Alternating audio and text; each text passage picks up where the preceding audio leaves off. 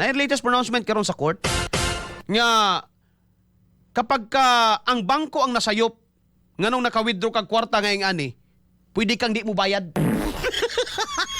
I mean, dili ka obligadong mo bayad. Oh. Ngano man? In good faith, nagtuo kang imo gutong kwarta, ako guning account, nga nay kwarta diri. Nga inyo man din ang sayop. Oh, pwede ko di mo bayad, inyo man ang kasaypanan. Kadaghan ninyo diha, masayop pagin mo. Asa man ang mga ikalagi butang karon sa Supreme Court? Sa ilang social media. So, kana lang atong fokusan, gumikan kay niingon si Auntie Claire nga maraming fake news sa social media. Baka ikaw ang dahilan ng fake news. Kasi ikaw rin nag-ano eh. Sabi mo noon, nahuli na si Saldico. Nung nakatakas si Saldico, sabi mo naman, ang nahuli hindi ibig sabihin na naaresto. Ang gulo-gulo mo. Sige na, paminahon na to ni si Auntie Claire. May na lang, pampalagot samtang before ta magbulag-bulag mga igala. Sige. Auntie Claire, imo na! XFM Katropa. Posisyon ng palasyo sa ganitong panukala, pagbaba ng isang social media platform? Kung kinakailangan po, at ito po ang napag-aralan kasi marami po talagang hindi lamang po sa nagiging marahas yung nakikita natin sa ibang klase ng social platform at sa social media. Kailangan din pong pag-aralan kung ito ba'y nakakabuti sa paglaganap ng mga fake news sa ating bansa. Kailangan pag-aralan kung ito ba ay nakakabuti sa paglaganap ng fake news sa ating bansa. Auntie Claire, tarunga daw ng imong mga pamahayag be. Balik ka gab, kapasing masayop ta, balik ka. Kung ito ba ay sa to pa karon.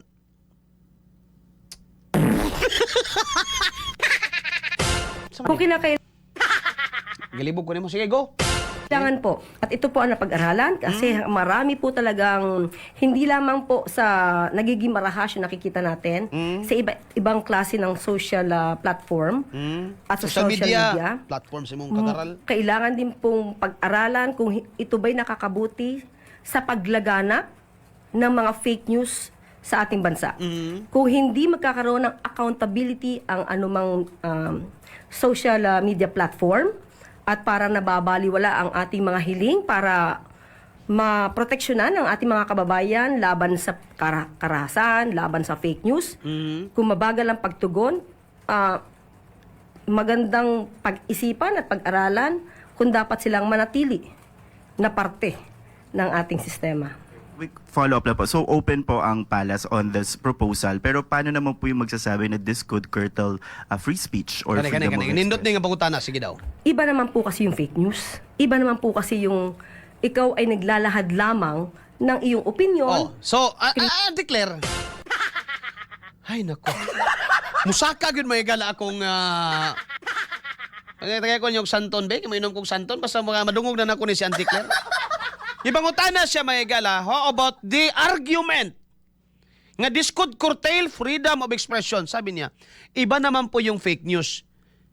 No? Sa ato pa, ang buhaton sa gobyerno is not to ban the social media, but to regulate mga igala. No? Kaya mo din trabaho, may galang na gobyerno. To regulate. Mo na rason nga nung naibalaod, to regulate. Ano man, wala tayo absolute freedom, tinuod lang. No? Tinuod man na mga igala. We understand that. Walay absolute freedom ang sibisan kinsa baga kaigsuunan sa katilingban. Your right, absolute right, sorry. Wala tayo absolute right nga maujud ni mga igala and you can do everything because you have the right. No.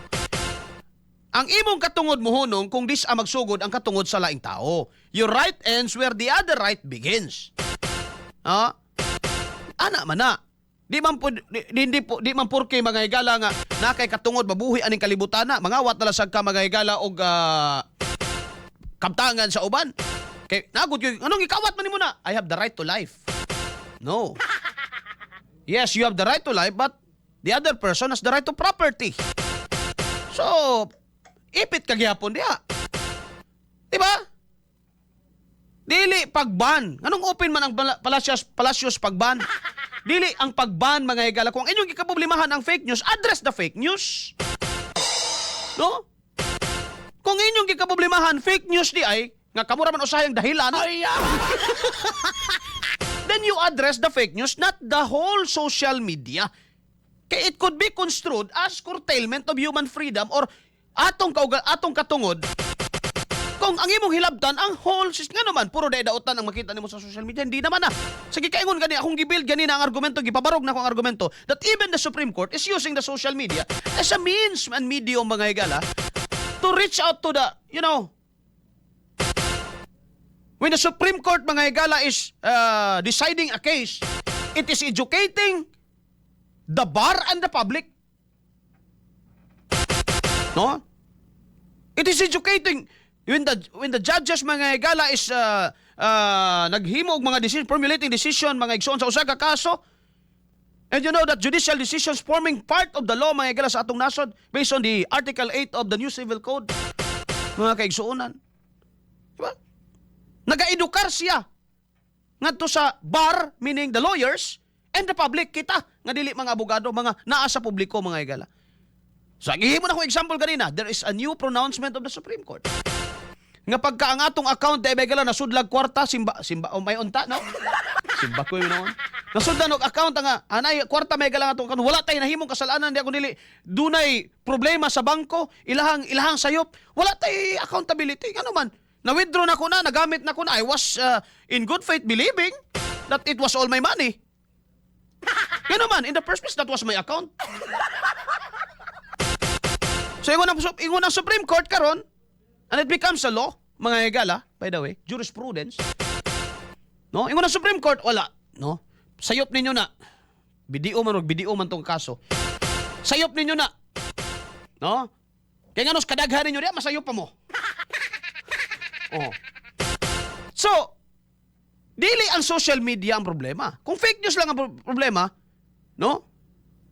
Kato mga higala i-address ang fake news. No? Kaya ang social media, naasa yung mga nindot nga nahatod pananglitan. Asa man mo nakadungog ron. Anong moabot kong Cebu? Oh.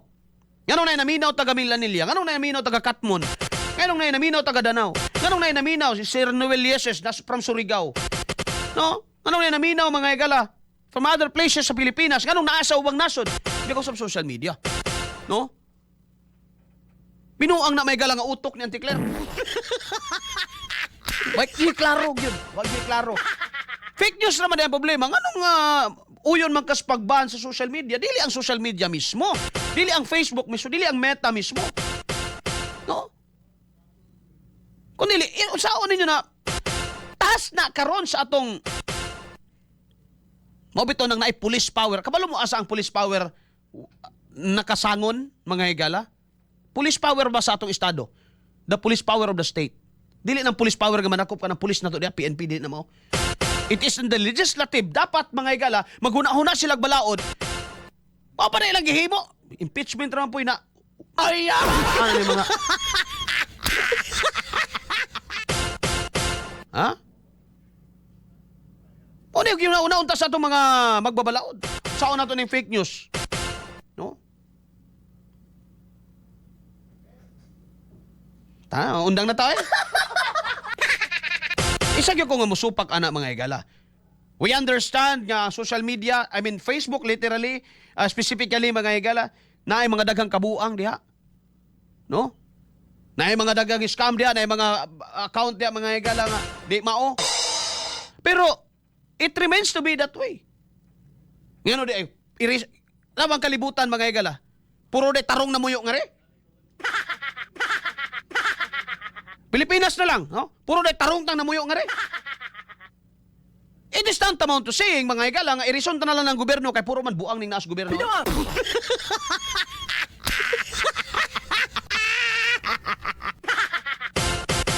No, irison na lang na itong system of government kay burag mga puro naman ni naunsa naman ni, may ayo ni, puro naman kawat na hitabuan eh. There's nothing wrong with the system. We just have to replace these people. Kaya mga tawhana pang ilisan. No? Kagwapo ang atong basahon lang ninyo maigalag sabton lang ninyo ang atong sistema sa gobyerno sa Pilipinas. Nindot. No? Naay separation of powers. No? Naay na doctrine of the separation of power, DSP. Naay check and balance. No? Gisigurado gyud maigalag sa konstitusyon nga walay mag-abusar sa gahom. Kay nakaseparate ang gahom. Naka-check and balance ang gahom.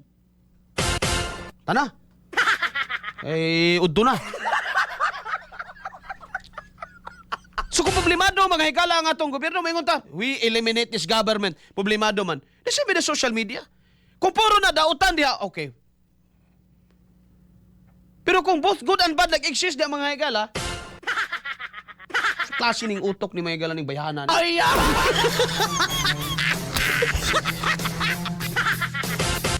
Remember this, timan ini mga higala.